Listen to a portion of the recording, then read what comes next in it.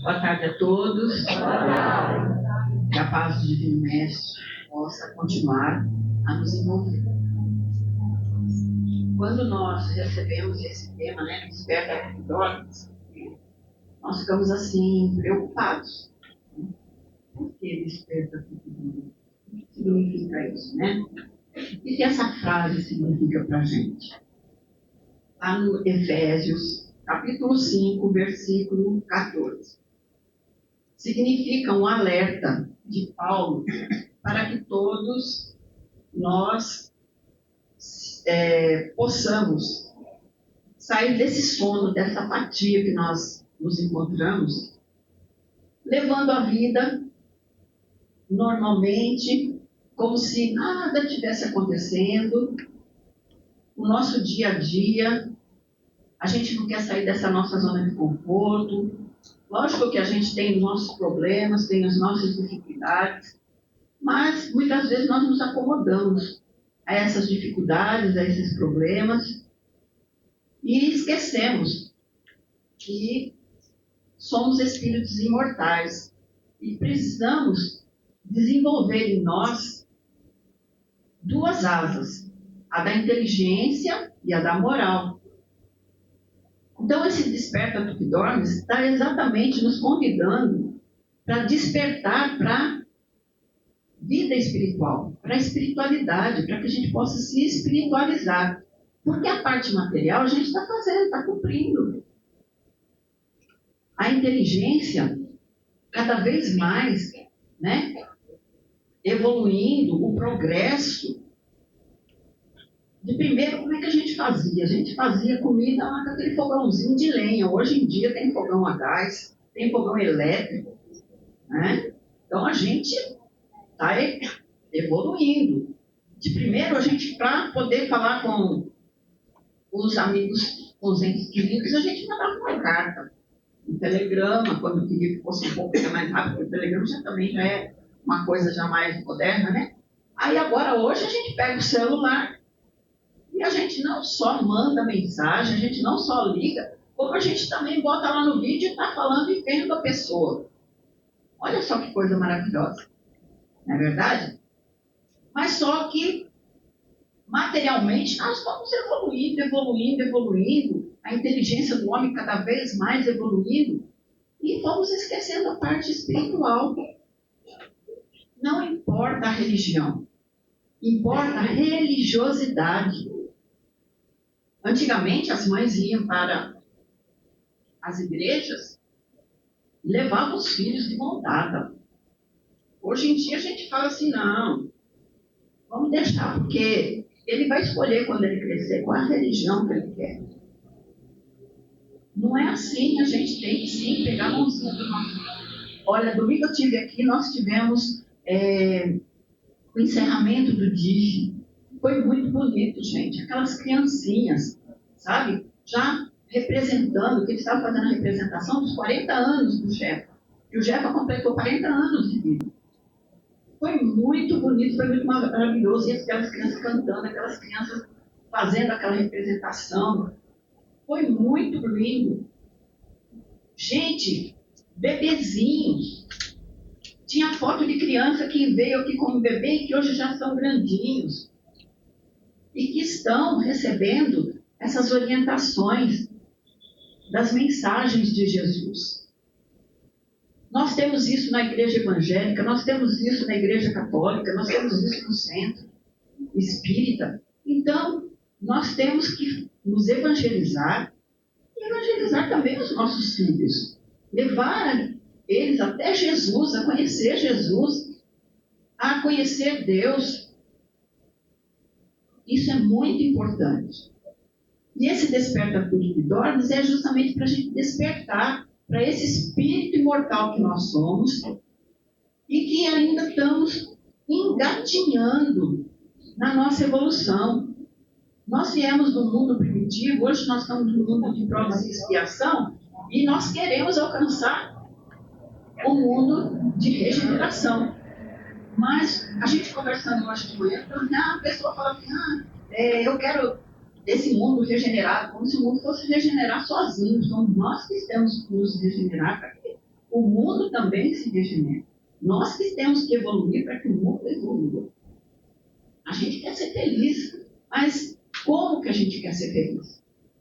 De que maneira? A gente não está aqui no mundo, não está aqui na Terra para ter férias, não é férias isso aqui. E a gente sabe disso. E sendo um mundo de provas e expiações, lógico que a gente vai ter sofrimento, né? A gente vai ter problemas, situações difíceis. Quando a gente está lá no plano espiritual, que a gente vai voltar para reencarnar aqui na Terra, essa oportunidade maravilhosa que Deus nos dá da reencarnação, de um novo recomeço, aqueles que são compulsórios, né, que, como a gente fala, que tem que vir porque tem que vir mesmo, não quer vir, mas precisa, tudo bem, mas nós temos uma equipe lá espiritual de mentores amigos que nos ajudam a programar a nossa reencarnação. Quando a gente chega aqui, a gente esquece. Esquece. Mas muita coisa está lá dentro da gente, a gente sabe. E a gente precisa conhecer a si mesmo para poder se melhorar. Então, a gente tem essa possibilidade de voltar e de fazer de novo, e de tentar de novo, mas de acordo com o que a gente está vivendo, mas de uma maneira diferente. Fala que Jesus é toda mansuetude, que ele fala para a gente, né? Bem-aventurados os mansos e pacíficos. Se alguém pisa no nosso calo, gente, a gente não é manso, não é pacífico. Qualquer coisinha ali no trânsito, hoje em dia, então, é um negócio muito sério. Se alguém fala alguma coisa no nosso lar para a gente que a gente não gosta, ou que a gente não entende, às vezes, o que a pessoa falou, que a gente acha que foi aquilo, que a gente está sendo ignorado, ou que a gente está sendo maltratado, ou que a pessoa foi rude com a gente fica de mau humor, a gente fica nervoso, irritado.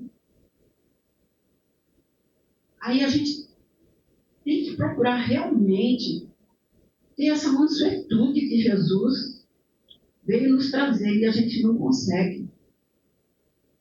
Pelo nosso egoísmo, que é a maior chaga, egoísmo e orgulho, nossa, é uma chaga terrível. Porque a gente pensa na gente primeiro, para depois pensar no outro. Só que a gente tem um dever, assim como os outros também têm um dever. E é muito triste a gente ver que, às vezes, ninguém respeita um ao outro. Não respeita o que o outro gosta, o que o outro quer, porque a gente quer que o outro faça como a gente faz, e nós somos todos diferentes, ninguém é igual. Ninguém é igual. Fala uma situação, né, que Jesus estava indo para Samaria, e quando ele chega lá, ele e os apóstolos, né, eles estavam muito cansados, famintos, e quando chega lá, eles não recebem eles. Os samaritanos não recebem os apóstolos nem Jesus. E João e Tiago falam assim para Jesus: Mestre, quer que eu mande cair fogo do céu, queimar, acabar com tudo, com todos eles? Aí Jesus diz assim para eles: não, eu não vim aqui para matar os homens, eu vim aqui para salvá-los. Veja só a ingenuidade. É a nossa ingenuidade, gente. De achar que a gente tem que... É tudo a ferro e a fogo que a gente tem que resolver. Imagina se Jesus, né, todo mansuetude, toda compreensão, toda amorosidade, ia querer que eles fizessem alguma coisa, reagisse contra eles que não queriam recebê-los. De jeito nenhum.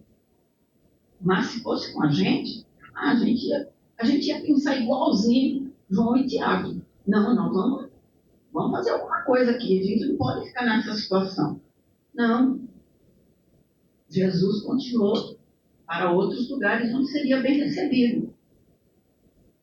E a gente, quando não é bem recebido, seja naquilo que a gente está se propondo a fazer, né? Quando a gente quer fazer alguma coisa e a pessoa não aceita, aí a gente se rebela. A gente fica com raiva, a gente briga, vira a cara, não quer falar mais, xinga. É assim que nós somos. Nós queremos... mas eu não levo desaforo para casa. É assim que fala. Mas não é isso que Jesus quer da gente. Ele quer a nossa transformação. Esse homem cheio de defeitos, de mazelas, se modificar, porque nós somos virtuosos. Ele sempre fala isso, que nós somos virtuosos, que a virtude está dentro de nós. É só a gente colocar elas para fora. É só a gente tentar ser um homem bom, tentar ser uma pessoa boa. Mas nós nos deixamos levar pela nossa indiferença, pela nossa negligência, pela nossa preguiça. Né? A gente se deixa levar. Tem uma historinha que fala assim do... um homem, ele estava indo, acho que para o seu trabalho, e ele passou por um posto de gasolina e ele foi pôr o combustível no carro. E aí, quando ele chega lá no posto de gasolina, só tinha um senhor sentado assim numa cadeira e um cachorro. E o cachorro ficava... né, aquela coisa assim, como se estivesse chorando. O homem olhou, mas pediu para o senhor: olha, o senhor pode, por favor, abastecer meu carro? Pois não. Enquanto o homem estava lá abastecendo o carro dele, ele não se conformava com aquele cachorro. Ele falou assim: olha, senhor, me diz uma coisa, por que esse cachorro está chorando tanto? Ele falou assim: é porque ele está sentado em cima do prego. Ué, e por que ele não sai de cima do prego? Se está machucando ele, se está ferindo, ele está até chorando. Porque ele não quer se mexer. Ele não quer se mexer, não. Ele prefere ficar sentado em cima do prego, com essa dor aí que ele está sentindo. Assim somos nós. Nós queremos ficar sentados em cima do prego. Está machucando, está doendo, mas a gente não quer se modificar. A gente não quer ver uma saída para a gente. Por quê? Porque se a gente for atrás dessa saída, dessa modificação de nós mesmos, é muito difícil, exige muito de nós. Porque realmente a gente vai sair da nossa zona de conforto, a gente vai sair desse marasmo que é muitas vezes a nossa existência e não vai dar certo. A gente tem que procurar se modificar, sim. Eu sei que quando alguém faz alguma coisa, eu me irrito. Eu estou falando de mim, viu, gente? Eu sei que eu tenho que modificar esse meu jeito de ser. Mas aí eu só percebo depois que eu me irritei. Depois que eu fiquei chateada, depois que eu fiquei brava, depois que eu estou de cara feia. Então eu tenho que tentar modificar isso. Mas para a gente se modificar, a gente tem que olhar no espelho.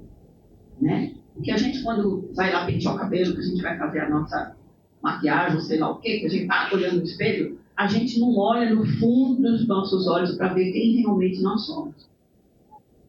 Por quê? Porque a gente não consegue. Porque a gente sabe que a gente vai encontrar aquilo que eu estou achando de errado lá no outro. Aquilo que eu estou achando que eu não gosto lá no outro. Por quê? Porque está aqui também em mim. Eu estou reclamando de uma coisa que está me incomodando, mas ela está me incomodando porque justamente eu também sou assim. Isso me incomoda. Porque eu tenho que modificar isso que eu estou sentindo. Eu tenho que saber que eu não posso ser desse jeito. Eu tenho que ter um pouco mais de compreensão para com o outro, não julgar o que o outro está fazendo. Mas não é isso que a gente faz. No Evangelho, nesse capítulo, que é o capítulo 7, Serem Perfeitos, tem assim, um homem no mundo. Então a gente fala assim, mas como é que eu vou viver nesse mundo, né? Com tanto chamamento, né, para a parte material, para as coisas, como é que eu posso viver esse mundo sendo diferente? Eu tenho que ser igual, porque tem tantas coisas que estão acontecendo e eu vou ficar diferente, eu vou ficar só rezando, só procurando ser bom e não fazendo. Até teve uma vez que o Espírito falou, né? Como é que ele falou? Como é que querem que eu seja bom num mundo tão ruim? Não é que como é que queira que a gente seja bom num mundo tão ruim, não é assim. A gente tem que ser bom para que o mundo não seja ruim. Porque se o mundo é ruim, porque existe a ruindade no mundo. Então aqui diz assim: um sentimento de piedade deve sempre animar o coração dos que reúnem sob as vistas do Senhor e imploram a assistência dos bons espíritos. Purificai, pois, os vossos corações. Não consintais que neles demore qualquer pensamento mundano ou fútil. Elevai o vosso espírito àqueles por quem chamais, a fim de que, encontrando em vós as necessárias disposições, possam lançar em profusão a semente que é preciso germine em vossas almas e dê frutos de caridade e justiça. Não julgueis, todavia, que exortando-vos incessantemente a prece e a evocação mental, pretendamos vivais uma vida mística que vos conserve fora das leis da sociedade, onde estáis condenados a viver.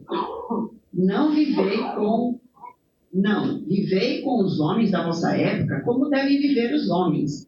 Sacrificai as necessidades, mesmo as frivolidades do dia. Mas sacrificais com um sentimento de pureza que as possa santificar. Sois chamados a estar em contato com o espírito de diversas naturezas, caracteres opostos. Não choqueis a nenhum deles com quem estiverdes. Sede joviais, ditosos, mas seja a vossa jovialidade a que provém de uma consciência limpa, seja a vossa ventura a do herdeiro do céu, que conta os dias que faltam para entrar na posse de sua herança. Gente, isso, a gente lendo, a gente vê que a gente pode sim viver no meio desse turbilhão de coisas, mas que a gente pode viver bem, que a gente pode ser, sim, bem-humorado, ter bom ânimo, que é o que a gente precisa. Porque quando a gente está com bom humor, as pessoas que estão ao nosso redor também vão ter bom humor. Mas se a gente está com mau humor, as pessoas que estão do nosso lado não vão se sentir bem. Porque existe essa interação fluídica entre nós.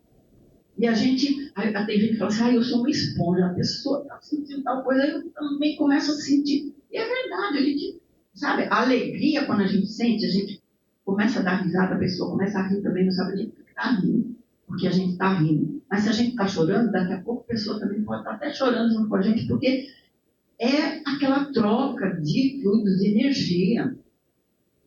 Então é a mesma coisa. A gente pode viver num lugar conturbado e não se deixar contaminar por aquilo. É fácil? Não. Todos nós podemos fazer? Podemos. Mas é difícil, porque a gente realmente vai sair da nossa zona de conforto.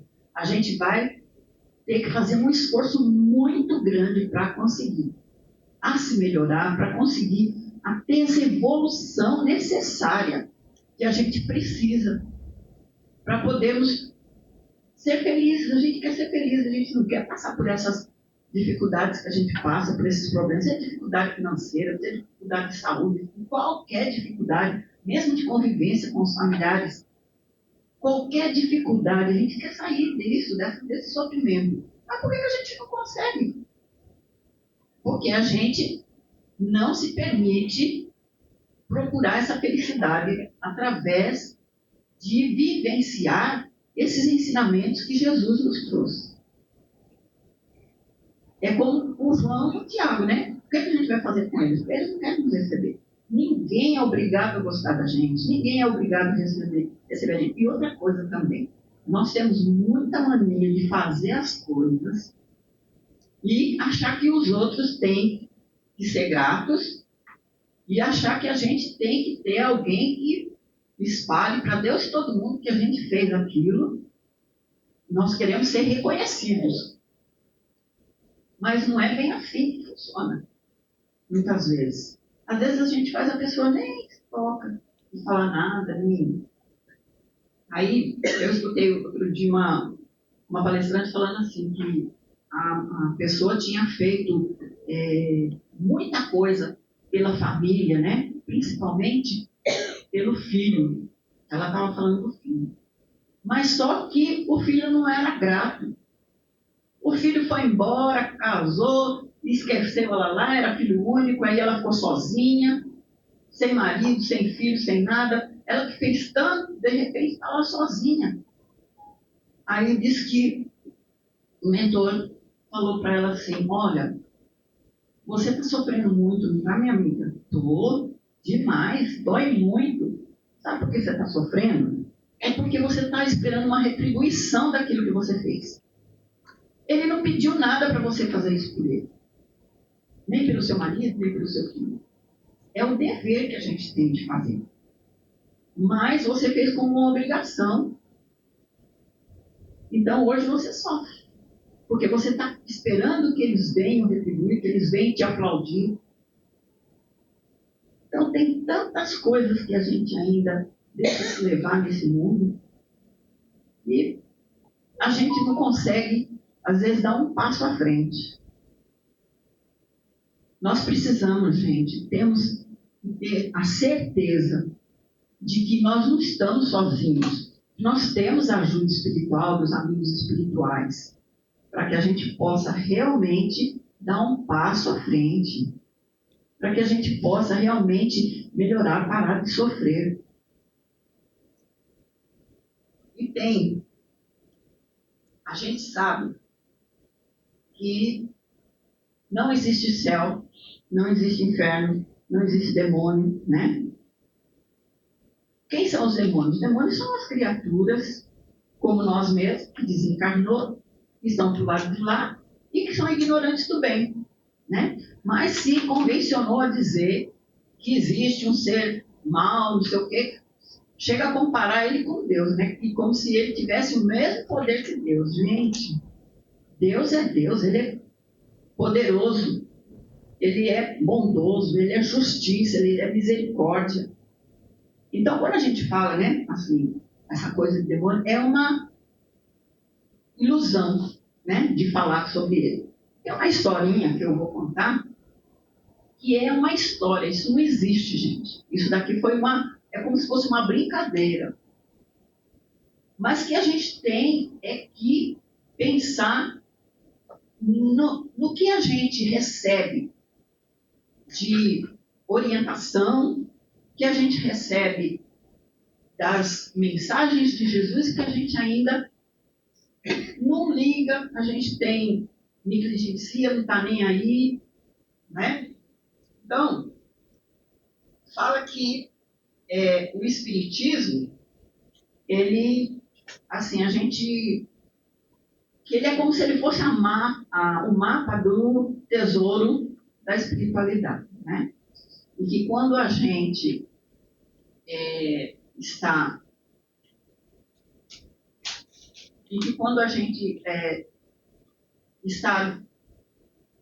de posse, né, dos ensinamentos, é como se a gente estivesse assinando um termo de responsabilidade por isso. Então, é mais ou menos assim o termo. Eu, fulano ou fulana, vamos supor assim, eu, Helena, estou perfeitamente consciente das responsabilidades relativas ao conhecimento espírita. Assumo o compromisso de combater com perseverança e força de vontade as minhas mazelas e imperfeições, a pensar no bem, a praticar o bem em todos os dias de minha vida, tendo por roteiro as lições de Jesus. Então, diz que quando a gente... Porque o Espiritismo é melhor que as outras religiões? De jeito nenhum. É porque ele nos esclarece, ele nos consola, ele nos traz o porquê que a gente está aqui, que a gente tem várias existências, que nós somos espíritos imortais, que a gente não morre, que morre é o corpo físico, Também tem uma coisa que ele nos diz, que Deus é misericordioso e nos dá sempre a oportunidade através das reencarnações. Então, a gente sabe de tudo isso e muito mais. Principalmente nós que estamos aqui toda quinta-feira. Eu não sei ler a Bíblia, não sei. Não, mas nós estamos escutando. Nós estamos falando, mas nós não estamos aqui sozinhas. Os Espíritos vêm nos intuir para o que a gente vai falar, para o que a gente vai comentar, para o que a gente vai conversar a respeito dos ensinamentos de Jesus. Então, se eu tenho um pouquinho do conhecimento, um pouquinho do entendimento dos ensinamentos do Evangelho de Jesus, porque o Evangelho de Jesus está em toda a Bíblia, seja católica, seja evangélica, seja espírita, não importa. Então, se eu tenho, eu assinei esse termo, principalmente se eu tenho o Espiritismo, né, que vem reafirmar tudo aquilo que Jesus nos ensinou, mas vem esclarecer de uma maneira um pouquinho mais fácil para a gente aprender. Então, a gente assina esse... Isso é uma suposição, né, gente? Que a gente, como se a gente assinasse isso daí. Tá? Então, o que acontece é que a gente tem que tomar muito cuidado. Porque a gente sabe, e a gente pensa que porque a gente sabe de alguma coisa, porque a gente já está fazendo alguma coisa de boa, quando a gente chegar do lado de lá, então vai ser a mil maravilhas. A gente vai ser recebido pelos amigos espirituais. Não digo nem que vai pensar que vai ser recebido por Jesus, né? E nós vamos ficar num lugar bom, num lugar feliz, que vai dar tudo certo. Mas será que nós cumprimos realmente com aquilo que nós aprendemos?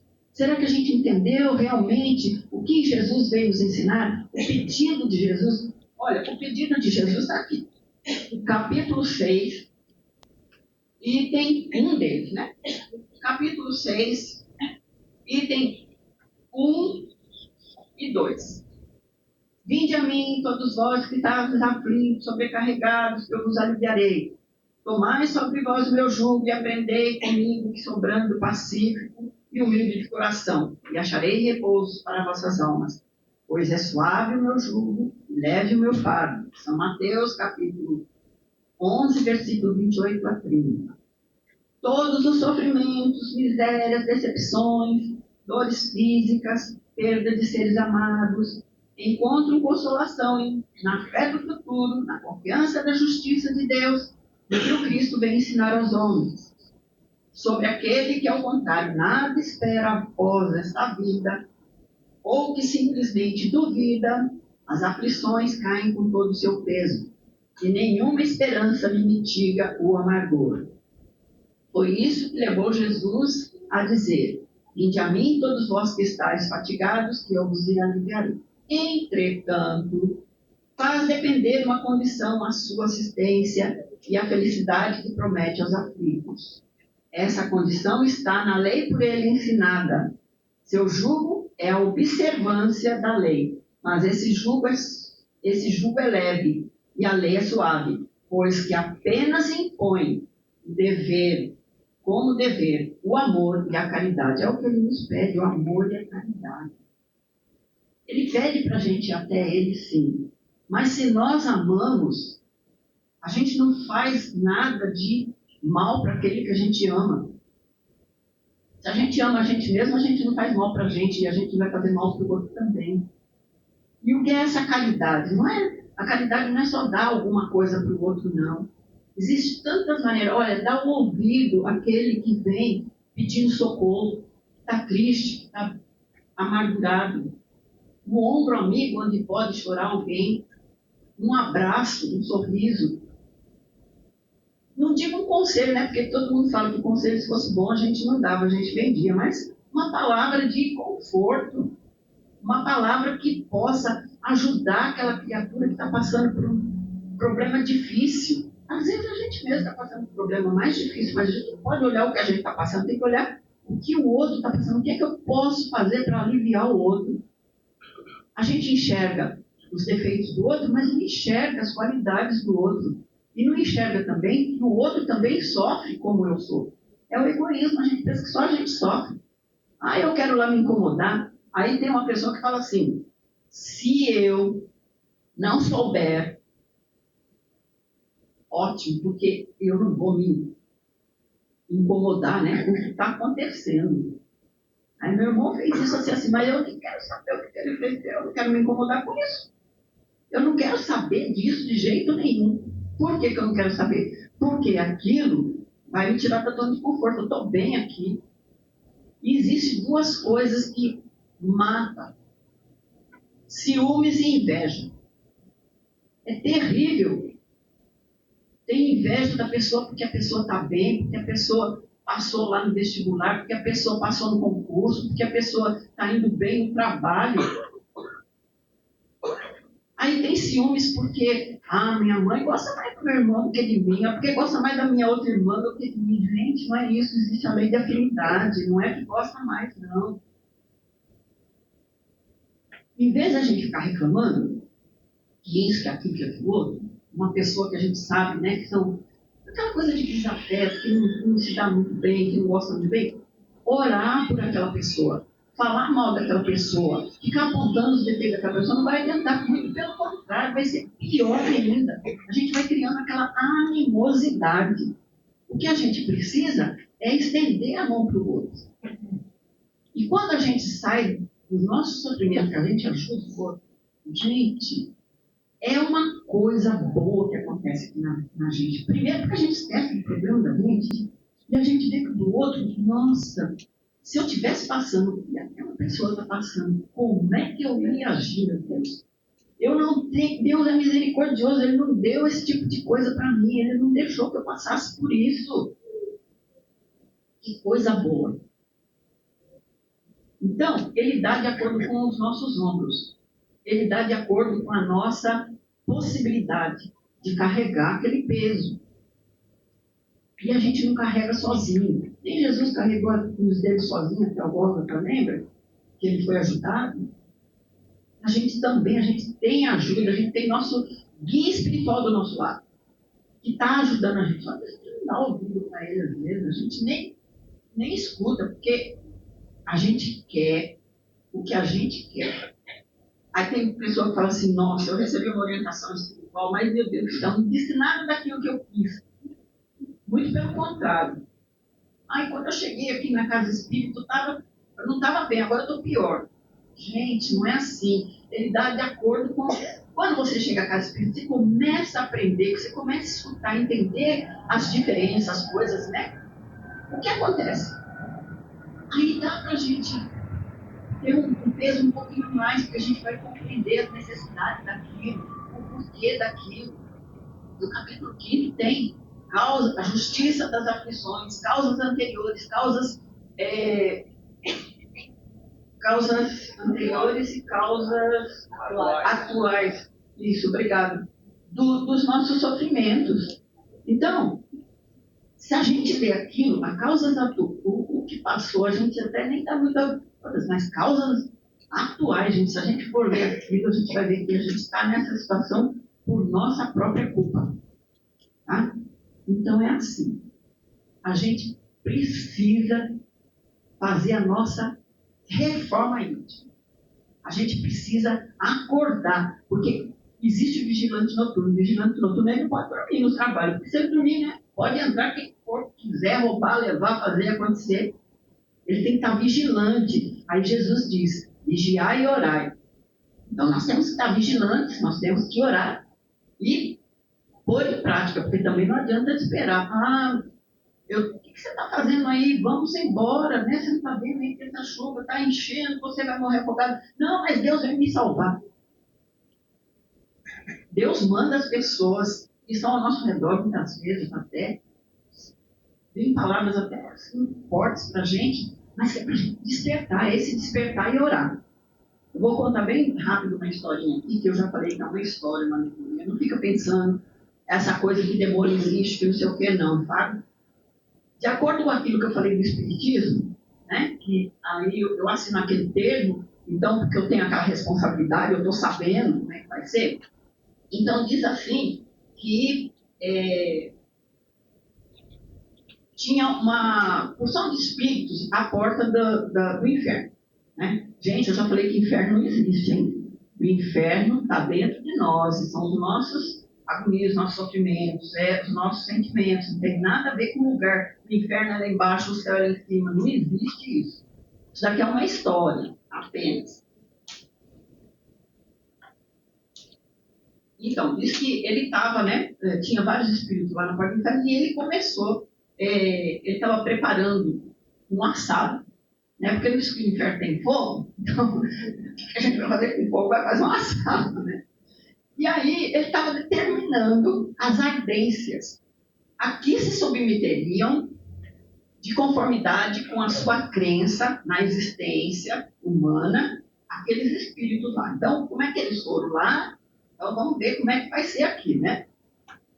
Aí ele fala assim, que apareceu um ateu.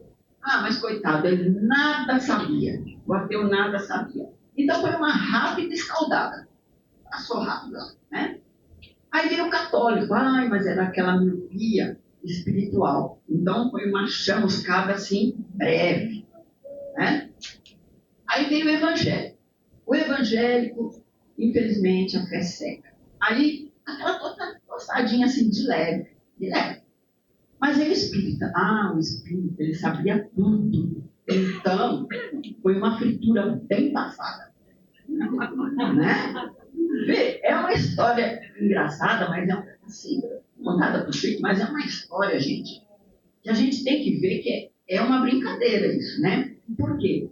Porque não existe inferno, não existe essa chamuscada, essa coisa toda que a gente falou. Mas existe uma coisa que a gente tem que pensar. Quando a gente chegar do lado de lá, a gente não sabe o que é que a gente fez de bom, de mal. A gente vai chegar lá, que é aí que a gente vai a realidade da nossa situação espiritual. Mas se a gente tem o espírito maior que chegou aqui na Terra, que é Jesus, que nos trouxe toda essa bagagem do seu evangelho, todas essas explicações, essas lições para a gente sabe, e a gente não pratica, a gente deixa para lá, vamos deixar para uma próxima. Essa aqui agora eu estou aprendendo por enquanto, mas para praticar vamos deixar para depois, vamos deixar para a próxima. Então, gente, realmente a gente precisa, né, de uma fritura bem passada. Então, que Deus possa nos iluminar sempre a nossa existência, lembrando, né, que a gente tem que refletir sobre esses ensinamentos que Jesus traz para a gente e que a gente tem que procurar se melhorar realmente. Vamos observar a nossa asa da inteligência, mas vamos fazer também surgir a nossa asa do moral. Que Deus abençoe a todos e que assim seja.